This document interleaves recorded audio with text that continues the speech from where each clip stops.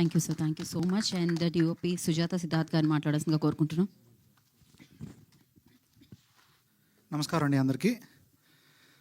ఇప్పుడు ఇందాక సాయి సార్ మాట్లాడుతూ ఈ సినిమాకి బ్యాక్ బోన్ మా అవినాష్ గారు, అది 100% కరెక్ట్.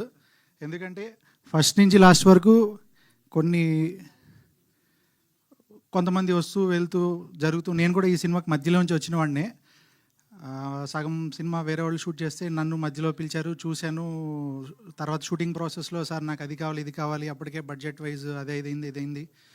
కానీ ఆయన అసలు ఎక్కడ లాట్ ఆఫ్ ప్యాషన్, అర్ధరాత్రి 1-2 కూడా దీని గురించి మాట్లాడుతూ, దాన్ని వాడదాం, మళ్ళీ అది తీద్దాం, మళ్ళీ రీషూట్ చేద్దాం, మీకు ఇది నచ్చలేదా సార్ మళ్ళీ చేద్దాం అంటే, అంత ప్యాషన్ చాలా రేర్ పర్సన్స్కి, పర్టికులర్లీ వాళ్ళే మెయిన్ అన్నీ సమకూర్చుకుని చేసేవాళ్ళకి చాలా కష్టము. ఆయన డెసిషన్ తీసుకుంటూ దానికి శాంతన్ గారు కూడా సపోర్ట్ చేస్తూ, సో హ్యాపీ సార్ ఈ సినిమా నాకు వచ్చినందుకు, చేసినందుకు. అండ్ నాకు చోటా సార్ ఇది రావడానికి కృషి చేశారు.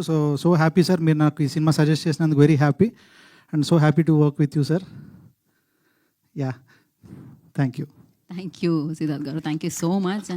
అండ్ నా నిజంగా అన్బిలీవబుల్గా ఉందన్నమాట.